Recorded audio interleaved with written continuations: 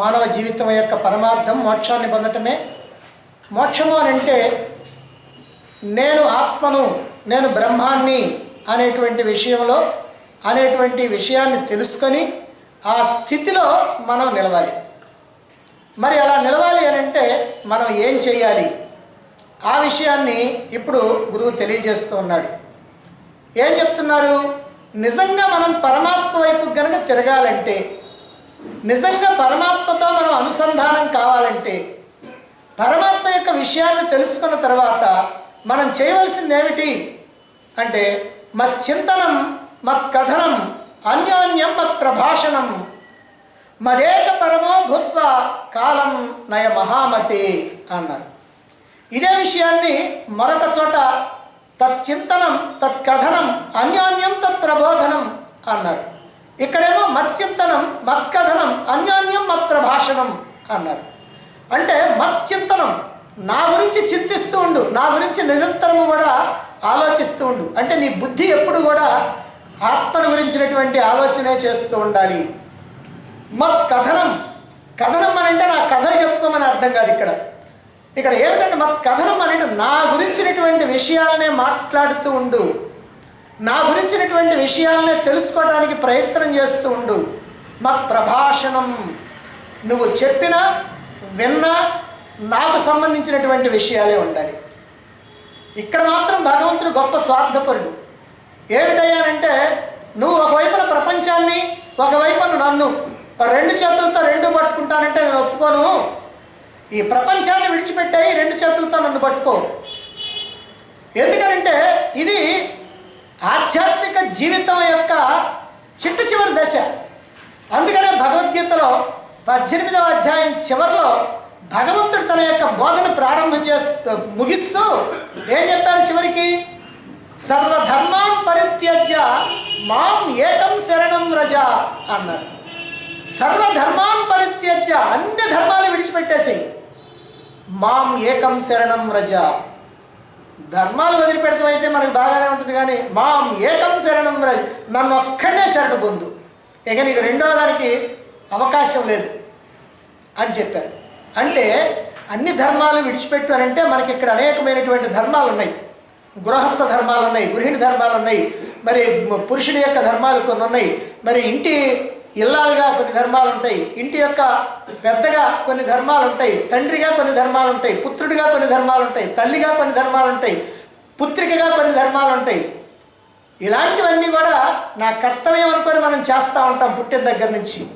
కానీ ఈ స్థాయికి వచ్చిన తర్వాత ఇంకా వీటిని పట్టుకొని నువ్వు ప్రాకులాడద్దు. అప్పుడు చెప్తున్నారు అన్నమాట, సర్వధర్మాన్ పరిత్యజ్య మాం ఏకం శరణం వ్రజ, నన్ను ఒక్కడే శరణు పొందు, ఇక నాకు రెండవది లేదు, పరమాత్మే గత్యంతరం. నిజంగా చూడండి, ఈ లోకంలో ఏది మనకి కావాలి అనుకున్నా, ఏది నాకు సుఖాన్ని ఇస్తుంది అని అనుకున్నా, దాని వైపు మనం ఎంతకాలం పరుగులు తీసినా, ఎంతకాలం దాన్ని సంపాదించి మనం అనుభవించి ఆనందించినా, అది మళ్ళీ మనకు దుఃఖాన్ని ఇస్తున్నదే కానీ ఆ సుఖాన్ని ఎలాగనే ఉంచుతున్నదా, శాశ్వతంగా సుఖం ఉంటున్నదా అంటే ఉండటల్లా. కాబట్టి ఈ అశాశ్వతమైనటువంటి, అనిత్యమైనటువంటి, తాత్కాలికమైనటువంటి సుఖాల కోసం, భోగాల కోసం కాకుండా శాశ్వతమైనటువంటి ఆనందాన్ని పొందాలి అని అంటే ఇదిగో నన్నే ఆశ్రయించు అని ఇక్కడ భగవానుడు తెలియజేస్తూ ఉన్నాడు. కాబట్టి ఇక్కడ కూడా మత్ చింతనం, మత్ కథనం, అన్యోన్యం మత్ ప్రభాషణం, మదేక పరమో భూత్వా కాలం నయ మహామతే అన్నారు. ఓ మహామతి అంటే ఓ బుద్ధిమంతుడా, ఇంత దూరం వచ్చావు, ఇప్పుడు నువ్వేం చేస్తావు? నన్ను గురించే చింతిస్తూ ఉండు, నన్ను గురించే చెప్పుకుంటూ ఉండు, పరస్పరం నన్ను గురించే సంభాషించుకుంటూ ఉండండి. ఎందుకంటే పరస్పర సంభాషణ బాగా ఉపయోగపడుతుంది. మనంతట మనం కూర్చొని ఆలోచించాలంటే కాసేపు ఆలోచిస్తాం, కానీ ఆ తర్వాత మళ్ళీ మనసు ఎటో పోద్ది. కానీ ఇతరులతో మాట్లాడుతూ ఉన్నప్పుడు దాని మీదనే మన దృష్టి నిలబడుద్ది. కనుక ఇతరులతో మాట్లాడేటప్పుడు కనుక ఈ పరమాత్మ సంబంధమైనటువంటి విషయాలే కనుక మాట్లాడితే మన యొక్క మనస్సు ఎప్పుడు కూడా పరమాత్మ మీదనే ఉంటుంది. అందుకనే మత్ ప్రభాషణం, పరస్పరం సంభాషించుకునేటప్పుడు నా గురించే ఇలా ఆలోచిస్తూ ఉండు, ఇలా నాయందే తత్పరుడై ఉండటం, నువ్వు ఇలా ఉంటూ నీ కాలాన్ని గడిపేసి. ఎందుకంటే ప్రతి వ్యక్తికి కూడా ఇక్కడ మనం ఇంతకాలం జీవించాలి అనేటువంటిది ముందుగానే మన మొహాన ముద్రేసి పంపించేశారు. కాబట్టి అంతకాలం ఎట్లాగో జీవిస్తాం. మరి ఇంతకాలం కూడా నీ కాలాన్ని ఎట్లా గడుపుతావు అని అంటే ఇదిగో ఇలా గడుపు అంటే నా గురించే చింతిస్తూ, నా గురించే ఆలోచిస్తూ, నా గురించే మాట్లాడుతూ, నా గురించే పరస్పరం సంభాషించుకుంటూ ఎల్లప్పుడూ కూడా ఆత్మ విషయంలోనే ఉండు అని చెప్తున్నారు. అంటే దీన్ని బట్టి మనకి ఏం తెలుస్తుందనంటే మనం ఎంత ఎక్కువ కాలం పరమాత్మలో ఉంటామో అంతగా మనం ప్రపంచం నుంచి బయటపడతాం. అలాగా నిరంతరము ప్రపంచ విషయాల్లోనే ఉండి అప్పుడప్పుడు మనం ఏదో తిరిగి చిక్కినప్పుడు పరమాత్మ గురించి ఆలోచిద్దాం అనుకుంటే దానికి అసలు మనకి టైమే చిక్కదు. అందుకనే మనకి సామాన్యంగా లోకంలో ఎవరినైనా కదిలించండి, ఏదైనా భగవత్ సంబంధమైనటువంటి విషయం చేతి ఉండండి, మీకేం కడుపు నిండా మహారాజులు, మాకెట్లా కుదురుద్దండి, మాకేదో సంపాదించుకోవాలా, తినాలా, బ్రతకాలా, మా పిల్లలు వీళ్ళు బ్రతికించుకునేది ఎట్టనండి అని అంటూ ఉంటారు. ఎందుకంటే వాళ్ళకి తీరిక ఉండదు. కారణం ఏమిటంటే ఎల్లప్పుడూ కూడా ఈ ప్రపంచంలో ఉండటం కొన్ని జన్మల నుంచి అలవాటైపోయింది. అందుకనే ఇప్పుడైనా నీ అలవాటును మార్చుకొని పరమాత్మ వైపుకి మారు అని ఇక్కడ తెలియజేస్తూ ఉన్నారు. అంతేకాకుండా ఈ స్థితిలో నువ్వు నిలవాలి అని అంటే నీకు ఒక ముఖ్యమైనటువంటి విషయాలు మూడింటిని తర్వాత చెప్తూ ఉన్నారు. అనాత్మతాం పరిత్యజ్య నిర్వికారో జగత్స్థితో.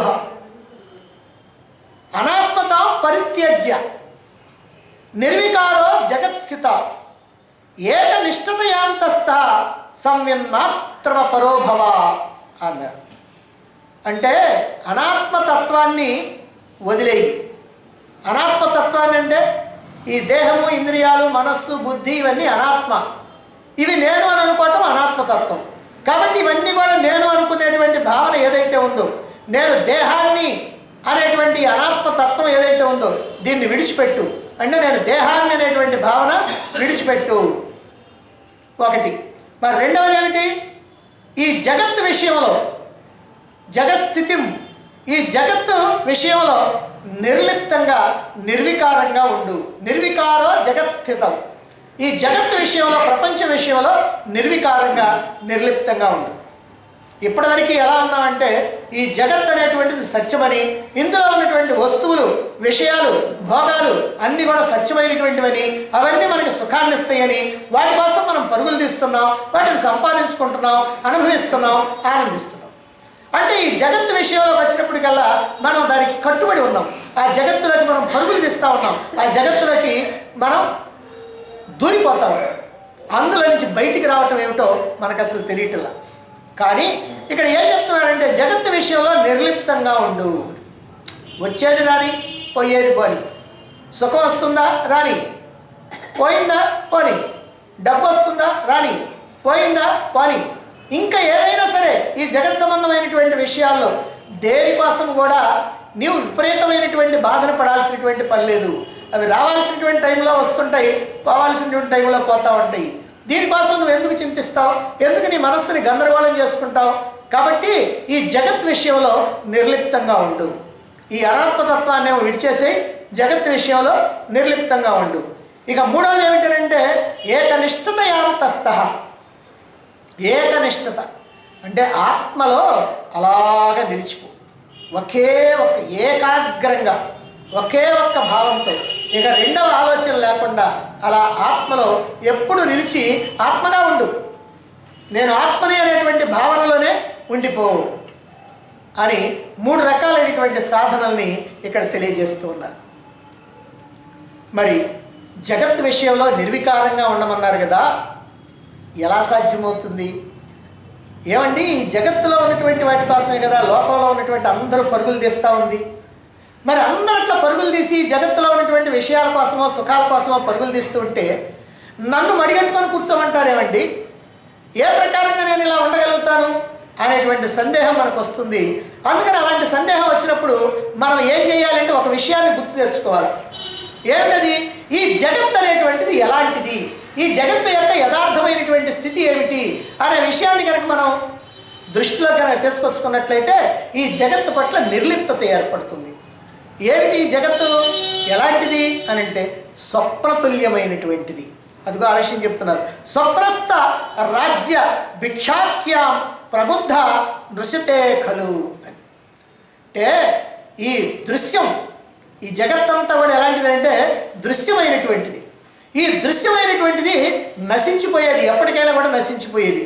అలాంటి దీనిలో ఈ స్వప్నంలో ఉన్నటువంటి రాజ్యం ఏదైతే ఉందో ఆ రాజ్యం, ఆ సింహాసనం మీద నిన్ను కూర్చోబెట్టినా, లేదా స్వప్నంలో భిక్షాటం చేయమని నీకు భిక్షాపాత్ర ఇచ్చి పంపించినా, ఇప్పుడు నీకేమైనా సంతోషం కలుగుద్దా, దుఃఖం కలుగుద్దా? స్వప్నంలో జరిగినటువంటిది ఇప్పుడు నీకేమైనా సంతోషమా, దుఃఖమా? ఏమీ లేదు. అలాగనే ఈ జాగ్రత్తలో కూడా ఈ స్వప్నం లాంటిదే ఈ జగత్తు. కాబట్టి దీని గురించి కూడా మేము పెద్దగా పట్టించుకోవాల్సినటువంటి పని లేదు అనేటువంటి విషయాన్ని ఇక్కడ చెప్తున్నారు. అంటే ఈ జాగ్రత్తలో వచ్చేటువంటి సుఖాలు, ఇవన్నీ దుఃఖాలు, ఇవన్నీ కూడా మనం ఏమిటంటే నిజం అనుకుంటున్నాం, సత్యం అనుకుంటున్నాం. కానీ పోలిస్తే స్వప్నంలో ఉన్నటువంటివి కూడా సుఖాలు దుఃఖాలు ఆ స్వప్నంలో ఉన్నంత కాలం కూడా నిజమని అనిపిస్తున్నాయి. కానీ మెలకు వచ్చిన తర్వాత మాత్రం అవన్నీ అబద్ధం తెలిపోతాం, మనకే తెలిపోతాం. కాబట్టి మరి స్వప్నంలో ఉన్నటువంటివి స్వప్నంలో ఉన్నంతసేపు నిజం, కానీ మేలుకుంటే అబద్ధం. మరి జాగ్రత్తలో మేలుకున్నంతసేపు కూడా జాగ్రత్తలో ఉన్నవి నిజం అనిపిస్తాయి, కానీ ఈ జాగ్రత్తల నుంచి కనుక మేలుకుంటే అప్పుడే అబద్ధం అవుతాయి. అయితే మనం జాగ్రత్తలో నుంచి మేలుకోకుండా ఈ జాగ్రత్తలోనే ఉన్నాం కాబట్టి మనకి ఇవన్నీ కూడా నిజమని అనిపిస్తూ ఉన్నాయి అన్నమాట. అయితే ఇలా అనిపించడానికి కారణం ఏమిటి? నిజంగా జగత్ అనేటువంటిది స్వప్నం లాంటిదేనా? స్వప్నానికి జగత్తుకి తేడా లేదా? ఎప్పుడు కూడా స్వప్నము జగత్తు రెండు కూడా అబద్ధం అని చెప్తున్నారు కదా. అబద్ధం అనే మాట నిజమే, కానీ స్వప్నానికి జగత్తుకి కొంచెం తేడా మాత్రం ఉంది. ఎప్పుడు ఆ రెండింటిని పోల్చినప్పుడు. అందుకనే వేదాంతంలో ఒక 3 పదాలు ఉన్నాయి వీటికి సంబంధించి. అదేమిటంటే, 1 ప్రాతిభాసిక సత్తా, 2 వ్యావహారిక సత్తా, 3 పారమార్థిక సత్తా. ప్రాతిభాసిక సత్తా అంటే ఏమిటంటే ప్రతిభాసించటం, ఇమాజినేషన్, ఊరికి అట్లా అనిపించటం. అంటే అది ప్రాతిభాసిక సత్తా, అలా ప్రతిభాసిస్తూ ఉంది. మనకు కళ వచ్చిందనుకోండి, కళలో కనిపించిందంతా కూడా అలా ప్రతిభాసిస్తుందే కానీ అది యథార్థం కాదనే విషయం మనకు తెలుసు. అలాగే చీకట్లో తాడు పాములాగా కనిపిస్తుంది అనుకోండి, అలా పాములాగా కనిపిస్తున్నదే కానీ అది యథార్థం కాదన్న సంగతి మనకి వెలుగు వచ్చిన తర్వాత మనకి తెలిసిపోతూ ఉంటుంది. కాబట్టి తాడులో పాములాగా, స్వప్న వస్తువుల్లాగా ఇదంతా కూడా ఒట్టిదే, ప్రాతిభాసిక, అలా ప్రతిభాసిస్తుంది. కనుక ఇది అబద్ధమని మనకే తెలుస్తుంది. ఎలా తెలుస్తుంది? వెలుగులోకి వచ్చినప్పుడేమో అది పాముగా తాడని తెలుస్తుంది. జాగ్రత్తలో మెలకువలోకి వచ్చినప్పటికల్లా ఇది స్వప్నమే కానీ ఇది యథార్థం కాదని తెలుస్తుంది. మరి వ్యావహారిక సత్తా సంగతి ఏమిటి? ఈ వ్యావహారిక సత్తా ఏంటంటే జాగ్రత్తలో ఉన్నటువంటి విషయం. జాగ్రత్తలో ఉన్నటువంటి విషయం మనం నిజమని అనుకుంటున్నాం కదా, మనం ఎప్పుడు నిజమని అనుకుంటున్నాం కదా. ఏమండి, నిద్రలోనైతేనేమో స్వప్నం అబద్ధం, మెలకు వస్తేనేమో స్వప్నం నిజం, మెలకు వస్తేనేమో అబద్ధం అని అంటున్నారు. బాగానే ఉంది. ఇప్పుడు ఈ జాగ్రత్తలో ఉన్నాయి, మనం నిద్రపోయినా ఇది నిజమే, మరి మేలుకున్నా నిజమే. నేను ప్రతిరోజు నిద్రపోతున్నా, లేస్తున్నా, నా ఇల్లు నా ఇల్లుగానే ఉంది. గోడలు ఎక్కడ ఉండాలో అక్కడే ఉన్నాయి, కప్పు ఎక్కడ ఉండాలో అక్కడే ఉంది. నేను ఏ ఇంట్లో ఉండాలో ఆ ఇంట్లోనే ఉన్నాను. ఎన్ని రోజులైనా అట్టే ఉంటున్నా. కాబట్టి ఇది అబద్ధం ఎంత అవుద్దండి అనేటువంటి విషయం సందేహం వస్తుంది. అయితే ఇక్కడ సందేహం తీరాలి అని అంటే మనం ఒక విషయాన్ని అర్థం చేసుకోవాలి. ఏమిటది అని అంటే, జాగ్రత్తలో స్వప్నంలో ఉన్నప్పుడు స్వప్న పురుషుడు ఎట్లా అయితే నిజం అనుకున్నాడో జాగ్రత్తలో ఉన్నప్పుడు జాగ్రత్త పురుషుడు నిజం అనుకుంటున్నాడు. కానీ స్వప్నంలో ఉన్నప్పుడు జరిగినటువంటి విషయాన్ని జాగ్రత్త పురుషుడు ఏమనుకుంటున్నాడు? అబద్ధం అనుకుంటున్నాడు. అలాగే జాగ్రత్తలో ఉన్నప్పుడు జాగ్రత్తలు జరుగుతున్నదంతా నిజం అనుకుంటున్నాడు. ఈ జాగ్రత్త పురుషుడు కనుక మాయమై జ్ఞాన పురుషుడు కనుక వస్తే అప్పుడు అతడికి తెలుస్తుంది ఇదంతా అబద్ధమని. అప్పటిదాకా ఇది నిజంగానే మనకి భావన కలుగుతాం. దీన్ని బట్టి మనకేం తెలుస్తుందనంటే, స్వప్నమేమో జీవ సృష్టి, జాగ్రత్త ఏమో ఈశ్వర సృష్టి. స్వప్నాన్నేమో జీవుడు సృష్టించుకున్నాడు. ఈ మనస్సు నిద్రపోయిన తర్వాత మనస్సు సృష్టించుకుంది, అంటే జీవ సృష్టి. మరి జాగ్రత్త అది ఈశ్వర సృష్టి. ఈ జాగ్రత్త అంతా ఎట్లా వచ్చింది? పంచభూతాలతో. పంచభూతాలు ఎక్కడి నుంచి వచ్చింది? మాయ నుంచి వచ్చింది. మాయ పరమాత్మను ఆశ్రయించుకొని, అంటే ఈ మొత్తం కూడా ఈశ్వరుడు సృష్టి. అంటే పరమాత్మ మాయా కలిపి ఈశ్వరుడు అంటారు. ఆ ఈశ్వరుడి యొక్క సృష్టి. మరి ఇది ఎప్పుడు రద్దు అవుతుంది? బ్రహ్మజ్ఞానం కలిగితే రద్దు. ఈ జాగ్రత్త బ్రహ్మజ్ఞానం కలిగితే రద్దు అవుతుంది. స్వప్నం మెలకు వస్తే రద్దు అవుతుంది. స్వప్నంలో నీకు శిక్ష వేశారు, మెలకు వచ్చింది, రద్దు అయిపోయింది. మరి జాగ్రత్తలో కనుక నీకు రద్దు కావాలంటే నువ్వు బ్రహ్మజ్ఞానంలో నిలవాలి, అంటే ఆత్మజ్ఞానం నిలవాలి, అంటే నేను ఆత్మను అనేటువంటి అనుభూతిలో నువ్వు నిలవాలి. అదిగో అప్పుడు మాత్రమే నీకు ఇది రద్దు అయిపోయింది. దీన్ని బట్టి స్వప్నము జాగ్రత్త రెండు కూడా రద్దయిపోయాయి అనే విషయం మాత్రం మనకి తెలుసు. కాకపోతే మరి స్వప్నంలో చూసిన దాన్ని ప్రాతిభాసిక సత్తా అన్నారు, దీన్నేమో వ్యావహారిక సత్తా అన్నారు. ఎందుకండి అని అంటే రెండింటిని పోల్చినప్పుడు తేడా. దాన్నేమో ఇమాజినేషన్, మరి ఇదేమో రిలేటివ్ ఎగ్జిస్టెన్స్, అంటే దాంతో పోల్చినప్పుడు ఇది వ్యావహారికంగా ఉన్నది అని అనిపిస్తుంటుంది. మనకి ఇది ఉన్నది అని అనిపిస్తుంటుందే కానీ నిజంగా మాత్రం లేదు. అందుకని ఈ వేదాంతం ప్రకారం లేదా ఈ విచారణ ప్రకారం లేదా శృతులు చెప్పినటువంటి విషయాన్ని మనం దృష్టిలో పెట్టుకొని, ఈ ఉపనిషత్తులు చెప్పినటువంటి విషయాన్ని మనం దృష్టిలో పెట్టుకొని, ఈ జాగ్రత్త అనేటువంటిది కూడా స్వప్నం లాంటిదే, అంతకంటే ఇంకేమీ కాదు అనేటువంటి విషయాన్ని మనం బాగా గుర్తుంచుకోవాలి. ఎప్పుడు గుర్తుంచుకుంటే ఏమవుద్ది, ఈ జాగ్రత్త వస్తువుల్లోకి మనం పరుగులు తీస్తున్నప్పుడల్లా ఒక్కసారి ఇది కనుక గుర్తొస్తే ఇది కూడా స్వప్నం లాంటిదే కదా అనేటువంటి విషయం మనకు తడుతుంది. ఆ విషయం ఎప్పుడైతే మనకు తట్టిందో వెంటనే మనకి దాని మీద ఉన్నటువంటి ఆసక్తి తగ్గుద్ది. అలా కొంచెం కొంచెం తగ్గుతూ చివరికి ఆసక్తి అనేటువంటిది లేకుండా పోతుంది. అందుకనే చెప్తున్నారు దీర్ఘ స్వప్నమిదం. ఇది ఎలాంటిదనంటే ఈ జాగ్రత్త దీర్ఘ స్వప్నం, అంటే రాత్రి వచ్చినటువంటి కళ చిన్న కళ, ఈ కళ ఏమో పెద్ద కళ. అది కళే ఇది కళే, కాకపోతే ఏంటంటే ఆ కళ తొందరగా కరిగిపోయింది, మన అనుభవంలోకి వచ్చేసింది. ఈ కళ కరగలేదు, మన అనుభవంలోకి రాలేదు.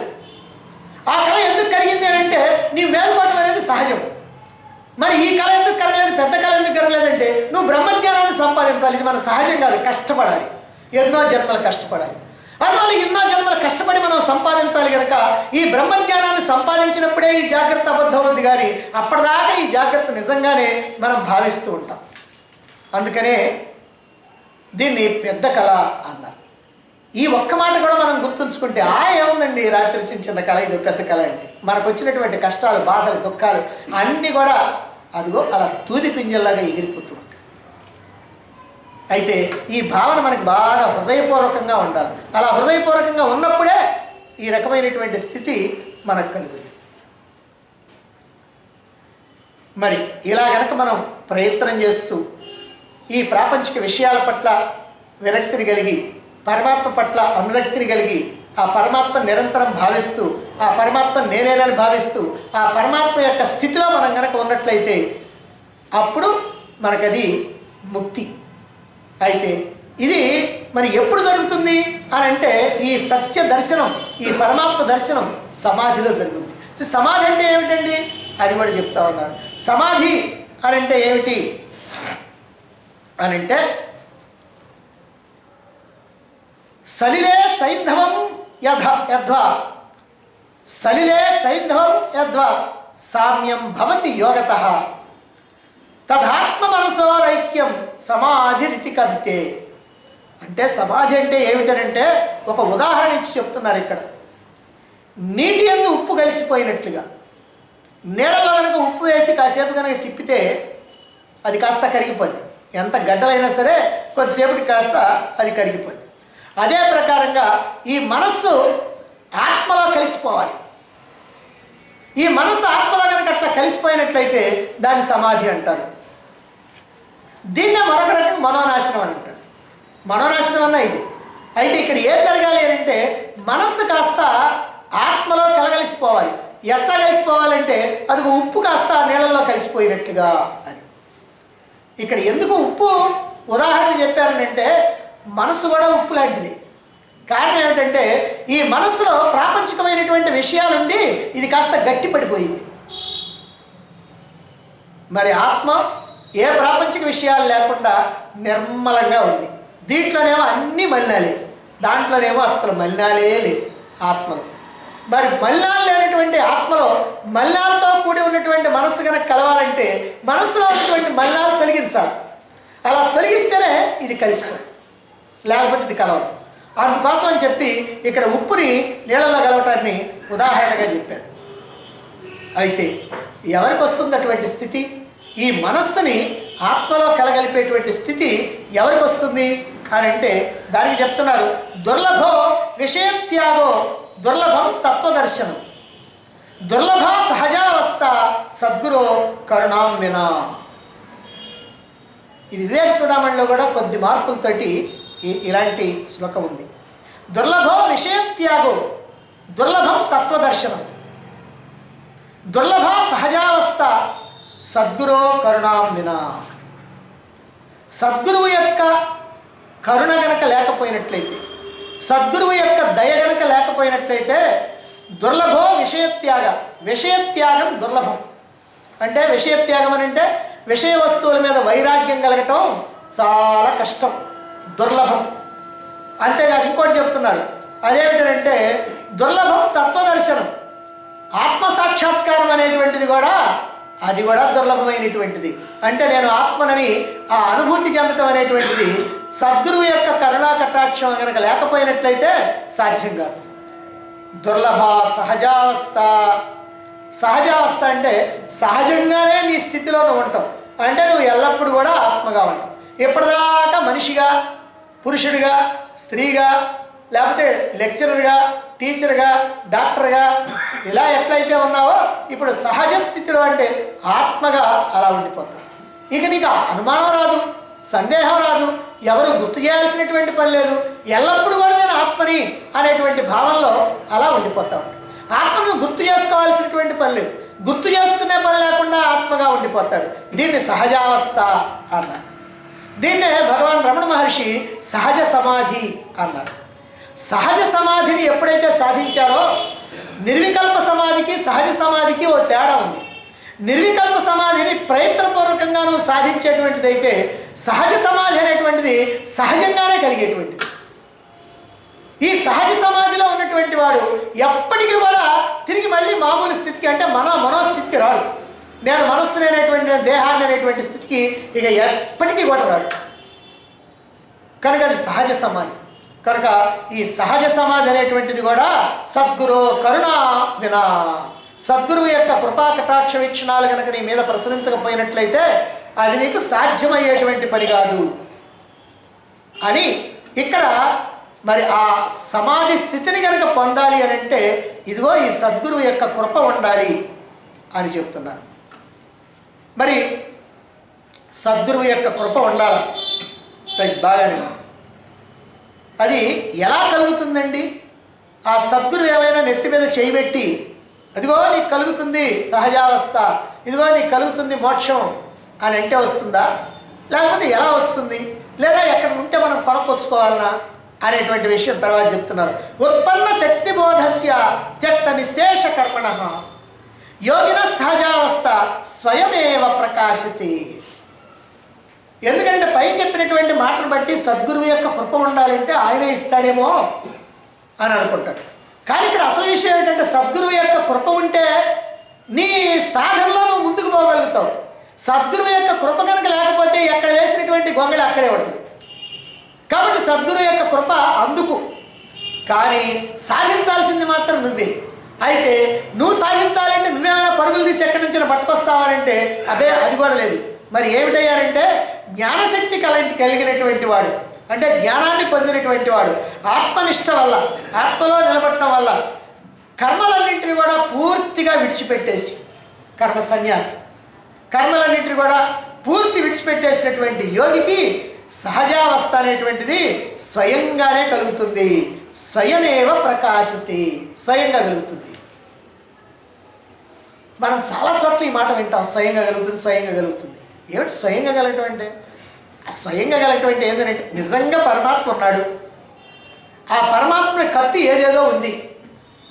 నువ్వు చేయాల్సింది ఏంటంటే పరమాత్మను బయటికి తీయటం కాదు, ఆ కప్పినటువంటి దాన్ని పక్కకు తొలగించు. అంటే నువ్వేం చేయాలంటే అనాత్మను తొలగించాలి, అజ్ఞానాన్ని తొలగించాలి.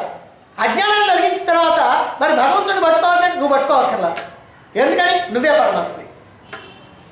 ఎలా తెలుస్తుందండి? స్వయమేవ ప్రకాశతే, స్వయంగా తెలుస్తుంది. ఎలా తెలుస్తుందండి? ఎలా తెలుస్తుందో నీకేదో తెలుస్తుంది. ఎందుకని అంటే ఇక్కడ ఏదైనా ఒక వస్తువు ఉందనుకోండి, దాని ముందు మనం అడ్డంగా మనం ఏదైనా ఒక పుస్తకాన్ని దేన్నో పెట్టాం. ఈ లోపల వస్తువు మీకు తెలుస్తుందా? తెలియదు. మరి లోపల వస్తువు తెలియాలి అంటే ఎట్లా? అడ్డం తీసేసి సరిపోలా? అడ్డం తీసేసిన తర్వాత వస్తువు సంగతి నాకు ఎవరు చెబుతారండి? నీకు ఎవరు చెప్పాలా? నీకే తెలుస్తుంది. అదే ప్రకారంగా పరమాత్మ సర్వత్రా ఉన్నాడు, ఎప్పుడూ ఉన్నాడు, ఎప్పుడూ ఉంటాడు. కానీ పరమాత్మని కప్పి నీ అజ్ఞానం ఉంది. ఆ అజ్ఞానం ఏదైతే ఉందో దాని కన్నా తొలగించుకున్నట్లయితే చాలు, పరమాత్మ స్వయం వ్యక్తం. సూర్యుని కప్పి మేఘాలు ఉంటాయి, మనం సూర్యుడిని చూడాలి, కానీ మేఘాలు అడ్డంగా ఉండేటప్పుడు కల్లా సూర్యుడు కనపడతల్లా. మరి సూర్యుడు ఎప్పుడు కనపడతాడు? సూర్యుడు ఏమైనా లేకొస్తావా నువ్వు? ఆహా, ఏమి లేదు, నువ్వేం చేయక్కర్ల. మేఘాలు కన్నా తొలగిపోతే చాలు, సూర్యుడు కనపడతాడు. కాబట్టి మేఘాలు తొలగిన దాకా నువ్వేమీ చేయలేవు. మరి ఇక్కడ నీ అజ్ఞానం తొలగేదాకా నువ్వు కూడా ఏం చేయలేవు. కానీ నీ అజ్ఞానం తొలగడానికి మాత్రం నువ్వేదైనా చేయొచ్చు. నీ అజ్ఞానం తొలగాలంటే నీకు జ్ఞానం కావాలి. ఆ జ్ఞానం కావాలంటే ఆత్మజ్ఞానం. ఆత్మజ్ఞానం అంటే నేను ఆత్మను అనేటువంటి జ్ఞానం. మరి ఎలా తెలుస్తుందండి ఈ ఆత్మజ్ఞానం? నాకు ఎక్కడి నుంచి వస్తుంది? ఎక్కడి నుంచి వచ్చి నాలో ఉన్నటువంటి అజ్ఞానాన్ని తొలగిస్తుంది అని అంటే ఇదిగో శాస్త్రాల ద్వారా, ఉపనిషత్తుల ద్వారా, వేదాంత గ్రంథాల ద్వారా, వీటన్నిటిని తెలియజెప్పేటువంటి గురువుల ద్వారా. అందుకు ఇక్కడ గురువు యొక్క అనుగ్రహం, కృపా కటాక్షణ కావాలి అని చెప్తా ఉన్నటువంటి.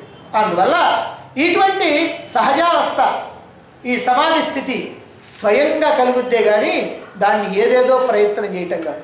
నీ ప్రయత్నం ఎంతవరకేనంటే అదిగో దాన్ని అడ్డం తీసేంతవరకే నీ ప్రయత్నం. అది అడ్డం తీసిన తర్వాత ఇంకేం లేదు. ఈశావాస్యోపనిషత్తులో చెప్పారు, అదిగో హిరణ్మయేన పాత్రేణ సత్యస్యాపి హితం ముఖం తత్వం పోషన్నపావృణు సత్యధర్మాయ దృష్టయే అన్నాడు. ఆ సూర్యుడి యొక్క విపరీతమైనటువంటి కాంతి ఆ పరమాత్మని కప్పేసి, ఇక్కడ సూర్యుడి యొక్క కాంతి కప్పేసింది అని అంటే అర్థం ఏంటంటే ఇదిగో అజ్ఞానం కప్పేసింది అని. ఇప్పుడు మరి మనకి ఏం కావాలి? ఆ పరమాత్మ దర్శనం కావాలి. పరమాత్మ దర్శనం కావాలంటే ఎట్లా? ఈ కప్పినటువంటి సూర్యుడు అడ్డం తొలగి సరిపోతుంది. అందుకనే అయ్యా అడ్డం తొలగవయ్యా నువ్వు అని ఆ సూర్యుడికి ప్రార్థన. ఎప్పుడైతే సూర్యుడు అడ్డం తొలగాడో అప్పుడు పరమాత్మ దర్శనం అవుతుంది. ఈ విధంగా మనకి ఈశావాస్యోపనిషత్తు తెలియజేస్తుంది. ఇలా ఉపనిషత్తు తెలియజేసింది అని అంటే మనం పరమాత్మని అందుకునేటువంటి మార్గం ఏమిటో అంతర్లీనంగా ఇక్కడ దాగి ఉందన్నమాట. పరమాత్మని అందుకోవాలి అని అంటే పరమాత్మను అందుకోవటం కాదయ్యా, పరమాత్మని కప్పినటువంటి అజ్ఞానాన్ని నువ్వు తొలగించుకో. నీకు చేతైంది ఇది, చేతైన పని వదిలిపెట్టి చేతగాని పని కోసం ఎందుకు పోతావు? కాబట్టి నీ అజ్ఞానాన్ని నువ్వు తొలగించుకో అనేటువంటి విషయాన్ని మనకి ఇక్కడ చెప్తూ ఉన్నారు. ఈ ప్రకారంగా ఎవరైతే అజ్ఞానాన్ని తొలగించుకుంటారో, ఎవరైతే ఆ పరమాత్మ సాక్షాత్కారాన్ని పొందుతారో అటువంటి వాడే జీవన్ముక్తుడు అంటారు. అంటే జీవించి ఉండగానే ముక్తి పొందినటువంటి వాడు. అంటే దేనికోసమైతే ఈ లోకంలోకి వచ్చాడో అదిగో అది కాస్త సాధించినటువంటి వాడు అని అర్థం. అందువల్ల అతడు జ్ఞాని, జీవన్ముక్తుడు, ముక్తుడు, మోక్షం పొందినటువంటి వాడు. ఏ పేరు పెట్టుకున్నా ఇదిగో అది. అయితే ఈ జ్ఞాని ఈ లోకంలో ఎలా వ్యవహరిస్తాడు? ఈ జీవన్ముక్తుడు ఈ లోకంలో ఎలా వ్యవహరిస్తాడు? ఎందుకంటే ఈ విషయం అని అంటే మనకు సందేహం వస్తుంది. ఏమిటంటే జీవన్ముక్తుడు అయిన తర్వాత అతనికి ఇంకా దేహం ఉంటుంది. దేహం ఎందుకని ఉంటుంది అని అంటే దాని యొక్క ప్రారంభం ఎంతకాలం అయితే అనుభవించాలో అంతకాలం కూడా ఈ దేహం ఉంటుంది. కానీ జీవన్ముక్తుడు అయ్యాడు కాబట్టి జీవన్ముక్తుడు అయినటువంటి వాడు దేహం ఉన్నప్పటికీ కూడా మరి అతడి దేహం కూడా ఏదో పనులు చేస్తుంటుంది. కాబట్టి మన దేహం ఏదో పనులు చేస్తుంటుంది, అతడి దేహం ఏదో పనులు చేస్తూ ఉంటుంది. కాబట్టి ఇప్పుడు అతడి జీవన్ముక్తుడిని మనం ఎట్లా చెప్పగలుగుతాము, అతడి జీవన్ముక్తుడిని మనం ఎలా తెలుసుకుంటాము అనేటువంటి సందేహం ఎవరికైనా కలగవచ్చు. అతడు కూడా అన్ని వ్యవహారాలు చేస్తున్నాడు కదండి. మళ్ళాగానే తింటున్నాడు, మళ్ళాగానే తిరుగుతున్నాడు, మళ్ళాగానే చూస్తున్నాడు, మళ్ళాగానే వింటున్నాడు, అన్నీ మళ్ళాగా చేస్తున్నాడు కదండి. మరి జీవన్ముక్తుడైనటువంటి వాడు మరి ఏమిటి ప్రత్యేకత అంటే ఈ విషయంలో శాస్త్రం ఏం చెప్తుందో మనం తెలుసుకోవాలి. జ్ఞానం అయినప్పటికీ కూడా ఈ జగత్ ఎందుకు కనపడుద్ది? మనం ఇందాక చెప్పుకున్నాం, బ్రహ్మజ్ఞానంతో ఈ జగత్తంతా కూడా లేకుండా పోద్ది. కానీ లేకుండా పోద్ది అని అంటే అతడు చూడడా? అతడికి కనపడదా? కనపడుతుంది. ఇదే మనం గ్రహించాల్సినటువంటి విషయం. అంటే జ్ఞాని అయినప్పటికీ కూడా జీవన్ముక్తుడైనప్పటికీ కూడా ఈ ప్రపంచం కనిపిస్తూనే ఉంటుంది. ఇప్పుడు స్వప్న ప్రపంచం స్వప్న కాలంలో కనిపించింది, మేలుకోవడంతో అదృశ్యమైపోయింది. చీకట్లో కనిపించినటువంటి భ్రాంత సర్పం చీకట్లో ఉన్నంతసేపు ఉంది, చీకటి తొలగగానే అది కాస్త మాయమైపోయింది. కానీ జాగ్రత్త ప్రపంచం అజ్ఞానంలో కనిపించింది, అజ్ఞానం తొలగినంత మాత్రాన ఈ జగత్తు మాత్రం పోవటంలా. అవి పోయినాయి కానీ ఈ జగత్తు మాత్రం పోవటంలా. ఎందుకని? కల కానీ ఈ భ్రాంత సర్పం కానీ, అంటే పాముని మనం భ్రమపడతాం కానీ, ఇవన్నీ కూడా ఎందువల్లనంటే ఈ ఈ కళ వల్ల, ఈ భ్రాంతి వల్ల, ఈ చీకటి వల్ల, ఇవన్నీ కూడా ఆ ఒక్క వ్యక్తికి సంబంధించినటువంటి విషయం. చీకట్లో ఉన్నటువంటి తాడు పాములాగా ఎవరికి కనిపించింది? నీకు కనిపించింది. ఎక్కడో ఉన్నటువంటి వాడికి కనిపించిందా? కనిపించలా.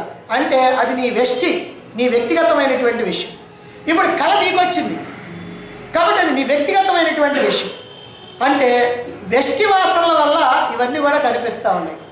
మరి ఈ ప్రపంచం అనేటువంటిది ఎలా ఏర్పడింది? సమిష్టి వాసనల వల్ల ఏర్పడింది. మొన్న మనం చెప్పుకున్నాం ఆత్మవిద్యా విలాసంలో ఈ ప్రపంచం ఎట్లా ఏర్పడింది అని అంటే పరమాత్మని ఆశ్రయించుకున్నటువంటి మాయతో ఏర్పడింది. దాన్నే ఈశ్వరుడు అన్నారు. మాయ అంటే సమిష్టి వాసన.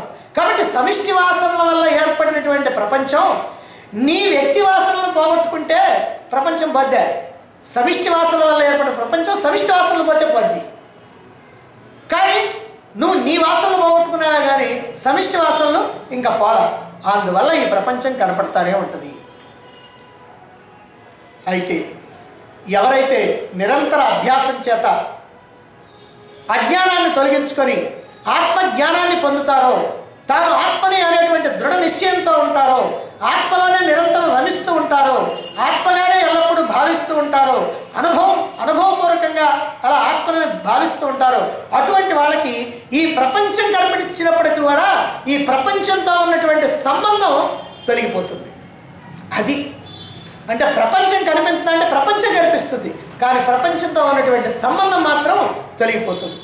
అంటే ఆత్మజ్ఞానాన్ని పొందకముందు ఈ ప్రాపంచికమైనటువంటి విషయ వస్తువుల్ని అలాగే పరమ సత్యాలు అని భావిస్తూ ఈ భోగాల్ని, వస్తువుల్ని, వీటన్నిటిని కూడా నిజమని భావిస్తూ వీటిని సంపాదించుకోవటం కోసం, సుఖాన్ని పొందడం కోసం, ఆనందాన్ని పొందడం కోసం వ్యక్తి వాటి వెనక పరిగెడుతూ ఉంటాడు. కానీ అదే వ్యక్తి ఎప్పుడైతే నేను ఆత్మను తెలుసుకొని అహం బ్రహ్మాస్మి అనేటువంటి అనుభవంలో జీవన్ముక్తిలో ఎప్పుడైతే నిలుస్తాడో అప్పుడు ఈ ప్రాపంచికమైనటువంటి వస్తువులు కానీ, విషయాలు కానీ ఇవన్నీ కూడా స్వప్నంలో కనిపించినటువంటి వస్తువుల్లాగా భావిస్తాడు. మేలుకున్నవాడు స్వప్నంలో కనిపించినటువంటి వస్తువుల్ని ఎట్లా భావిస్తాడో అలాగనే ఆ జ్ఞానంలో మేలుకున్నటువంటి వాడు, ఆ బ్రహ్మజ్ఞానంలో ఉన్నటువంటి వాడు ఇదిగో వీటన్నింటినీ కూడా అలా స్వప్న వస్తువులుగానే భావిస్తూ ఉంటాడు. మిథ్యా వస్తువులుగా అనుకుంటాడు. నిజంగా లేవు కానీ ఏదో గారడివాడు చూపించినట్టు కనిపిస్తున్నాయి అని భావిస్తూ ఉంటాడు. ఇలా భావిస్తూ ఉంటాడు కాబట్టి వాటి పట్ల ఎలా ఉంటాడంటే నిర్లిప్తంగా ఉంటాడు, నిశ్చలంగా ఉంటాడు. అదిగో ఇందాక చెప్పుకున్నాం, నిర్వికారంగా ఉండాలి జగత్తు పట్ల అని. జగత్తు పట్ల నిర్వికారంగా ఎట్లా ఉంటాడు? ఆ జగత్ అనేది సత్యమనుకుంటే ఎట్లా ఉంటాడు? అది ఒట్టిదే కళ్ళలాంటిదే అని అనుకున్నప్పుడు నిర్లిప్తంగా ఉంటాడు, నిశ్చలంగా ఉంటాడు, ఏమాత్రం కూడా చెక్కు చెదరకుండా ఉంటాడు, హాయిగా ఆనందంగా ఉంటాడు. కాబట్టి ఇది ఆత్మనిష్ఠుడైనటువంటి వాడు, ఆత్మలో నిలిచినటువంటి వాడు, జీవన్ముక్తుడైనటువంటి వాడు ఈ ప్రపంచాన్ని చూస్తున్నప్పటికీ కూడా ఈ ప్రపంచ వ్యామోహాల్లో ఇరుక్కోడు. అంతకుముందు జీవభావంలో ఉన్నప్పుడు ఇరుక్కున్నట్టుగా ఇప్పుడు ఇరుక్కునేటువంటి పని లేదు. ఎప్పుడు కూడా ఒక 1000 రూపాయలకి తక్కువగానేటువంటి చీరలు కట్టుకునేటువంటి ఒక భాగ్యవంతురాలు, ఏమండి బజార్లో 2 ముక్కల చీరలు, 3 ముక్కల చీరలు, అతుకులు పెట్టుకునేటువంటి చీరలు, డ్యామేజ్ అయిన చీరలు ఒక్కోటి 50 రూపాయలకి ఇస్తున్నారు, 100 రూపాయలకి ఇస్తున్నారు అని అంటే ఆమె ఏమైనా పరుగులు తెస్తా? ఎందుకంటే ఆమె ఏమైనా ఒంటి మీద పెట్టుకుంటుందా ఎప్పుడన్నా? కాబట్టి ఆమె మాత్రం ఏమనుకోదు. అయ్యో ఈ రోజుతో ఆఖరండి అని అంటే అయ్యో నాకు లేకపోయినే, నేను బాగుపోతేనే అనేటువంటి బాధ ఆమెకి ఏం పట్టదు. ఎలా ఉంటుందా? నిర్లిప్తంగా ఉంటుంది. ఉంటే నాకే, పోతే నాకే, అదే ఆమెకు అవసరం లేదు. అవే కొనుక్కొని అట్లాంటివే కొనుక్కొని చీప్గా వస్తే బాగుంటుంది అనుకునేవాళ్ళు అమ్మమ్మమ్మో ఎప్పుడు మూసేస్తారో బరుగులు పరిగెత్తాం అని అనుకుంటా ఉంటాం. కాబట్టి జీవుడికి దేవుడికి మధ్యలో ఉన్నటువంటి తేడా ఇది. కాబట్టి జీవన్ముక్తుడైనటువంటి వాడు ఇలాంటి అల్పమైనటువంటి వాటి కోసం పరుగులు తీయాల్సినటువంటి పని లేదు. మేలుకున్నటువంటి వాడికి ఈ స్వప్న వస్తువులు ఎంత విలువ కలిగినటువంటివో జ్ఞానికి ఈ జాగ్రత్తల వస్తువులు కూడా అంతే విలువ. రాత్రి మనకు కళ వచ్చింది, ఆ కళలో ఇంత బంగారం ముద్ద దొరికింది, తీసుకొచ్చి జాగ్రత్తగా దాచిపెట్టుకున్నాం బీరువాలు. ఎంత ఆనందమో చెప్పడానికి వీల్లేదు.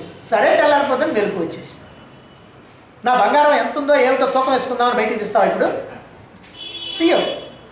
అదేమిటంటే అంత బంగారం కదా, ముద్ద ఇంత పెద్ద ముద్ద ఎన్ని కిలోలు ఉందో మరి తెచ్చుకొని హాయిగా తూకం వేసుకోవచ్చుగా. ఆహా అంత ఒట్టిదేనండి. అంటే జాగ్రత్తలోకి వచ్చినప్పటికల్లా నీకు అంతా ఒట్టిదేనని తెలిసిపోయింది. కాబట్టి ఇప్పుడు దాని మీద నీకు ఏమైనా వ్యామోహం ఉందంటే వ్యామోహం లేదు. అదేవిధంగా ఈ జీవన్ముక్తులైనటువంటి వాడు కూడా తాను ఆత్మను తెలుసుకున్నటువంటి వాడు, ఈ ప్రపంచం అసలు లేదని అనుకున్నటువంటి వాడు, ఈ ప్రపంచంలో ఉన్నటువంటి వస్తువులు కానీ విషయాలు కానీ భోగాలు కానీ వాటి కోసం ప్రాకులాడతాడా, వాటి కోసం పరుగులు తీస్తాడా? కనుక అలాంటి పరుగులు తీసేటువంటి అవసరమే లేదు. అంతేకాకుండా నిర్లిప్తంగా ఉంటాడు. ఎలా ఉంటాడు అనే విషయాన్ని చెప్పడానికి ఇక్కడ మరొక అద్భుతమైనటువంటి శ్లోకం చెప్తున్నారు.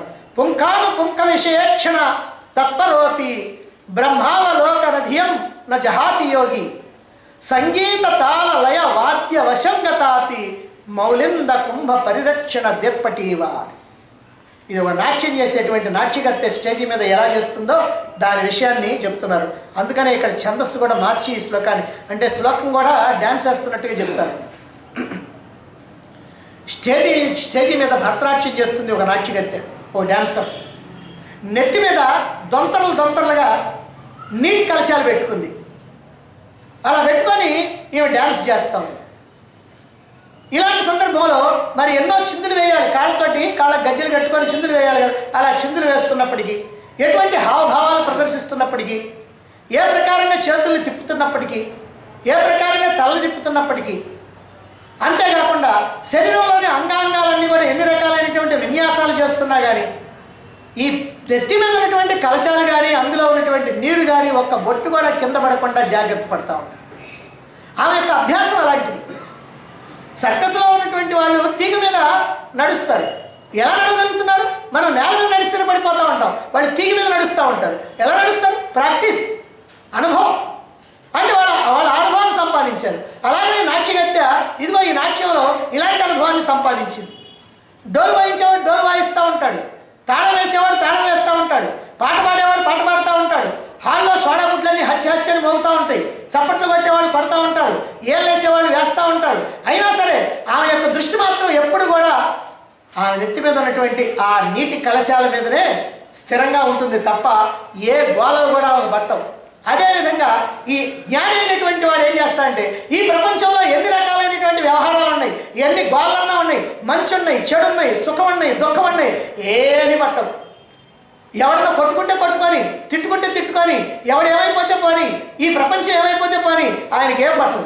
ఎందుకనంటే ఇదంతా ఒట్టిదే అనేటువంటి భావన ఉంది. కాబట్టి ఆయన యొక్క దృష్టి ఎక్కడ ఉంటుంది అని అంటే అదిగో ఆమెకి నెత్తి మీద కుండల్లో ఉన్నటువంటి నీళ్ళల్లో నీళ్ళు ఒక్క చుక్క కూడా కింద పడకుండా ఎలా ఉండాలో ఆ దృష్టి పెడుతుందో అదిగో ఆ ప్రకారంగా ఆ దృష్టిని ఆ పరమాత్మ మీద పెట్టాలి. ఆమె నెత్తి మీద పెడితే మనం నెత్తి లోపల పెట్టాలి. ఎందుకనంటే మన బుర్రలో మన యొక్క హృదయంలో ఆ ఉన్నాడు పరమాత్మ. మన యొక్క దృష్టి ఎప్పుడు కూడా ఆ హృదయం వైపుకే చూస్తూ ఉండాలి. అందుకే ఇక్కడ ఈ రకమైనటువంటి ఉదాహరణ చెప్పడంలో ఉద్దేశం అది అన్నమాట. కనుక ప్రపంచంలోనే ఉన్నప్పటికీ ప్రపంచ విషయాలను పట్టించుకోకుండా నిరంతరం కూడా ఆత్మానుసంధానం చేస్తూ బ్రహ్మానుసంధానం చేస్తూ ఒక్క క్షణం కూడా ఆ బ్రహ్మం నుంచి బయటికి రాకుండా ఉంటాడు జ్ఞాని. ఈ ప్రకారంగా జ్ఞాని అయినటువంటి వాడు ఈ లోకంలో సామాన్యుడు లాగా కాకుండా ఆయన ప్రత్యేకంగా వ్యవహరిస్తూ ఉంటాడు. ఇలాంటి పరిస్థితి జ్ఞానికి ఎలా వస్తుందో ఇంకా మనం బాగా విచారించాలి. కారణం ఏమిటంటే నిజంగా మనకి కావాల్సినటువంటిది ఇదే. ఎన్ని రకాలైనటువంటి శాస్త్రాలు విన్నా మనకు కావాల్సింది ఏమిటంటే ఇదే. జ్ఞాని అయినటువంటి వాడు ఏ ప్రకారంగా ప్రపంచం పట్ల నిర్లిప్తంగా ఉండగలుగుతున్నాడు, మనం ఎందుకు ఉండలేకపోతున్నాం? ఆయన మనలాంటి మనిషే కదా, మరి ఆయన ఎందుకు ఉంటున్నాడు, మనం ఎందుకు ఉండలేకపోతున్నాం? ఎక్కడొచ్చింది తేడా అంటే మన యొక్క భావాల్లో, మన యొక్క మనస్సులో, మన బుద్ధిలో ఉన్నటువంటి తెలివితేటల్లో ఉన్నటువంటి జ్ఞానం వల్ల వచ్చింది. దీన్ని తెలుసుకోవటమే మనకు కావాల్సినటువంటి ఉపాయం, మన జన్మను సాఫల్యం చేసుకోవడానికి కావాల్సినటువంటి ఉపాయం ఇది. ఈ సౌభాగ్యాన్ని కనుక పొందకపోతే ఎంత సంపాదించినా, ఎన్ని భోగాలున్నా, ఎన్ని అనుభవించినా అంతా దండగే, బూడిదలో పోసినటువంటి పన్నీరు. సూటు బూటు దండగా, మేడలు మిద్దెలు దండగా, తోటలు భూములు దండగా, పదవులు సంపదలు దండగా, అంతా దండగా. మనకు ఉన్నటువంటి అందచందాలు దండగా, డిగ్రీలు చదువులు అన్నీ దండగా అని శాస్త్రాలని కూడా చక్కగా ఘోషిస్తూ ఈ విషయాన్నే విచారణ చేస్తూ ఉండమని చెబుతుంది. వేదాంత పంచదశి అనేటువంటి గ్రంథంలో ఏం చెప్తున్నారంటే, గంధర్వ పత్తనే కించిన్నై ఇంద్రజాలిక నిర్మితే జానం కామయతే కింతు జిహాస తిహ సన్నిధం. అంటే ఇంద్రజాలం చేసేటువంటి వాడు తన యొక్క ఇంద్రజాల శక్తి చేత ఒక మాయా పట్టణాన్ని నిర్మిస్తాడు. అందులో అనేక రకాలైనటువంటి వస్తువులు కనపడతా ఉంటాయి, కన్నులకి జిగేల్మని కనపడతా ఉంటాయి. మరైతే ఇదంతా ఇంద్రజాలం, ఇదంతా సత్యం కాదు, ఇదంతా వట్టి మ్యాజిక్ అని కానీ మనం తెలుసుకున్నటువంటి వాడు, ప్రేక్షకుల్లో ఉన్నటువంటి వాడు ఇదంతా వట్టిదే అని గ్రహిస్తాడు. అలా గ్రహించినటువంటి వాడు ఇప్పుడు వాటి కోసం పరుగులు తీస్తాడా? గాంధీ వాడు చూపించేటువంటి వస్తువుల కోసం పరుగులు తీస్తాడా ఎవడైనా?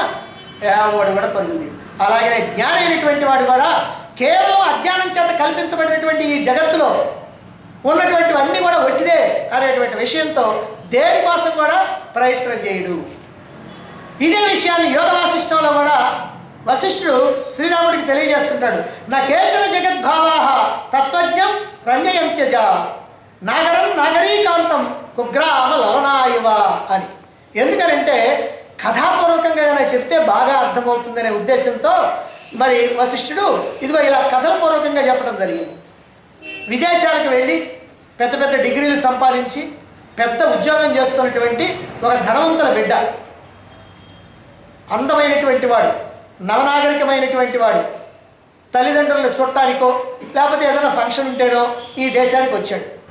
అలా వచ్చి ఒక పల్లెటూరులో పశువుల్ని కాసుకుంటూ చింపిరి జుట్టుతో చిరిగినటువంటి మాసినటువంటి అతుకులు పెట్టినటువంటి బట్టలతో కురిపోయి ఒక కన్ను లేకుండా ఉన్నటువంటి స్త్రీని చూచి ఆకర్షింపబడతాడా? ఆమె పొందు కోరతాడా? లేనే లేదు కదా అని ఇక్కడ వశిష్ఠుడు శ్రీరాముడికి ఈ ఉదాహరణ చెబుతున్నాడు. ఎందుకనంటే ఇదే విధంగా మాయ చేత కల్పించబడినటువంటి తుచ్చమైనటువంటి అల్పమైనటువంటి హేయమైనటువంటి ఈ ప్రాపంచికమైనటువంటి పదార్థాలు ఏవైతే ఉన్నాయో వాటి కోసం అని చెప్పి నిజతత్వంలో ఉన్నటువంటి జ్ఞాని, తన యొక్క స్వరూపంలో ఉన్నటువంటి జ్ఞాని, తాను ఆత్మని అని తెలుసుకున్నటువంటి జ్ఞాని వీటికి ఆకర్షింపబడతాడా ఈ అల్పమైనటువంటి విషయాలకి? కాబట్టి ఇవన్నీ కూడా అతనికి అసహ్యంగా కనపడుతుంది. అదిగో ఆ అమ్మాయి ఎలా అయితే అసహ్యంగా కనపడుతుందో అతడికి అదే ప్రకారంగా ఈ ప్రపంచంలో ఉన్నటువంటి వస్తువులన్నీ కూడా ఈ జ్ఞాని అయినటువంటి వాడికి ఇలా అసహ్యంగా కనపడుతుంటాయి అనేటువంటి విషయాన్ని చెబుతూ ఉన్నాడు. అంతేకాకుండా 6 నెలల నుంచి రోగగ్రస్తుడై ఉండి 6 నెలల నుంచి తీయకుండా రోగాలతోటి ఉన్నాడు. ఆఖరి గడిగలు సమీపిస్తున్నాయి.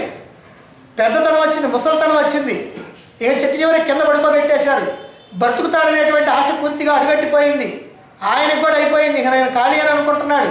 ఇంకో 5 నిమిషాల్లో ఈ ప్రాణాలు కాస్త అనంత వాయువుల్లో కలిసిపోతాయి అనుకుంటున్నాడు. అప్పుడు అడుగుతున్నాడు ఒకడు, తాత పెళ్లి చేసుకుంటావని. సరే చూడు పిల్లని అంటాడా? ఎందుకంటే అయిపోతుంది కొద్దిసేపట్లో. అలాగే సద్గురువు యొక్క ఉపదేశంతో అభ్యాస బలంతో జీవో నాహం దేహో నాహం ప్రత్యేక భిన్నం బ్రహ్మైవాహం, నేను జీవుణ్ణి కాదు, నేను దేహాన్ని కాదు, నేను ప్రత్యేక్ భిన్నం అభిన్నమైనటువంటి ఆత్మస్వరూపాన్ని అనేటువంటి నిశ్చయంలో, నేను పరమాత్మను అనేటువంటి నిశ్చయంలో ఉన్నటువంటి జ్ఞానిలో ఈ జీవభావం కాస్త పూర్తిగా తొలగిపోతే, అంటే ఈ జీవభావానికి రోగం వచ్చేసింది, ఇది కాస్త తొలగిపోతుంది, వదిలిపెట్టేస్తున్నాడు. ఈ జీవభావాన్ని వదిలిపెట్టిన తర్వాత లేదా దాదాపుగా పూర్తిగా వదిలిపెట్టేసిన తర్వాత ఇక జీవభావం చివరి క్షణాల్లో ఉన్నప్పుడు ఇంకా ఈ ప్రాపంచికమైనటువంటి భోగాల్ని కోరతాడా? అదిగో వాడు కోరితేనే వీడు కోరేది అని ఇక ఈ ప్రాపంచిక భోగాల్ని కోరడు అనేటువంటి విషయాన్ని చెబుతున్నాడు. కాబట్టి తాను బ్రహ్మాన్ని అనేటువంటి నిశ్చయ జ్ఞానంలో ఉన్నటువంటి జ్ఞాని విషయ భోగాల మీద ఏమాత్రం కూడా ఆసక్తి లేనటువంటి వాడై ప్రారబ్ధం ప్రకారం ఆయుష్కాలం ఎంతవరకు అవుతుందో అంతకాలం పూర్తయ్యేదాకా అప్రయత్నంగా లభించేటువంటి వాటిని స్వీకరిస్తూ లభించినటువంటి వాటిని వదిలేస్తూ నిర్లిప్తంగా, ఏ రకమైనటువంటి ఆసక్తి లేకుండా అలా నిర్లిప్తంగా అనుభవిస్తూ ఉంటాడు. వస్తే అనుభవిస్తాడు, లేకపోతే లేదు. ఎందుకంటే ప్రారంభం ఉంటుంది కదా, ఆ ప్రారంభం ఈ దేహాన్ని పోషిస్తుంది కదా, అందుకోసం అలాగా ఉంటాడు. అంతే తప్ప ఇక్కడ ఉన్నటువంటి సుఖాలను అనుభవిస్తూ ఆహా ఓహో అనుకుంటూ ఇంకా ఇంకా ఇంకా సుఖాలు అనుభవించాలని, వాటి కోసం ఇంకేవేవో చేయాలని, దుఃఖాలు రాకుండా ఉండాలని, దానికోసం ఇంకేదో కష్టపడాలని, ఇలాంటి ఆలోచనలన్నీ కూడా చేస్తాడంటే ఎప్పుడు కూడా చెయ్యడు. అంతేకాదు, తనకు వచ్చేటువంటి కష్టాలని దుఃఖాలని తొలగించుకోవటం కోసం ఏ కాళహస్తికో లేకపోతే ఎక్కడికో పోయి శనేశ్వరుడికి శాంతి పూజలు, లేకపోతే రాహుకేతువు పూజలు, గ్రహశాంతులు జరిపించాలనుకోడు. వెంకటేశ్వర స్వామికి ముడుపులు కట్టి మొక్కులు మొక్కోవాలని అనుకోడు. జ్ఞాని అప్రయత్నంగా, తాను ఏ ప్రయత్నం చేయకుండా లభించేటువంటి సుఖ దుఃఖాలని నిర్లిప్తంగా అనుభవిస్తాడు. సుఖాల కోసం వెంపర్లాడ్డు, దుఃఖాలను తొలగించాలనుకోడు. ఆయన నిర్లిప్తంగా ఉంటాడు. ప్రారంభం ప్రకారం దేహం ఎంతకాలం అయితే ఉండాలనో అంతకాలం ఉంటుంది. ఆ తర్వాత దేహం పతనం అయిపోతుంది. ఆ దేహం పతనం అయిపోతూ ఉంటే ఈ చావు అంటే ఏ రకమైనటువంటి భయం లేకుండా హాయిగా ఆనందంగా ఎప్పుడో మానసికంగా విడిచిపెట్టినటువంటి ఈ దేహాన్ని ఇప్పుడు పూర్తిగా విడిచిపెట్టేస్తాడు, విదేహముక్తుడవుతాడు. కాబట్టి ఇదిగో ఇది జీవన్ముక్తుడైనటువంటి వాడి యొక్క పరిస్థితి. అంటే సామాన్యుల్లాగా ఈ జీవన్ముక్తుడైనటువంటి వాడు ఎప్పటికీ కూడా వ్యవహరించడు. అతన్ని జాగ్రత్తగా దగ్గరగా ఉండి పరిశీలిస్తే ఈ విషయాలన్నీ అర్థమవుతాయి. ప్రారంభం ప్రకారం అంతా జరిగిపోతుంది అని భావిస్తాడు, నిర్లిప్తంగా ఉంటాడు. ఒకసారి కీ ఇస్తే 24 గంటలు తిరిగేటువంటి గడియారం ఎట్లా మెకానికల్గా తిరిగిపోతా ఉందో అదే ప్రకారంగా ఈయన కూడా కీ ఇచ్చినటువంటి గడియారం లాగా అలా నిర్లిప్తంగా తన యొక్క వ్యవహారాన్ని పూర్తి చేసుకుంటూ ఉంటాడే కానీ ఏ రకమైనటువంటి ఆలోచన, ఏ రకమైనటువంటి ఆసక్తి ఇవేవి కూడా ఉండవు. ఈ దేహం అనేటువంటిది ఆ దేహ ప్రారంభం ఉన్నంత వరకు ఉంటుంది. ఈ దేహ ప్రారంభం పోగానే దేహం కాస్త పతనం అయిపోతుంది. అప్పుడు జీవన్ముక్తుడు కాస్త విదేహముక్తుడు అవుతాడు. ఈ ప్రకారంగా జీవన్ముక్తుడైనటువంటి వాడు ఈ లోకంలో వ్యవహరిస్తుంటాడు అనేటువంటి విషయాన్ని మనం గ్రహించాలి. మరి ఇంకా జీవన్ముక్తుడి యొక్క విశేషాలు ఎలా ఉంటాయో, అసలు జీవన్ముక్తి అని అంటే ఏమిటో, ఎందుకంటే జీవన్ముక్తుడు అనుకుంటాను, అసలు జీవన్ముక్తి అంటే ఏమిటి అనే విషయాన్ని మనం తర్వాత చెప్పుకుందాం.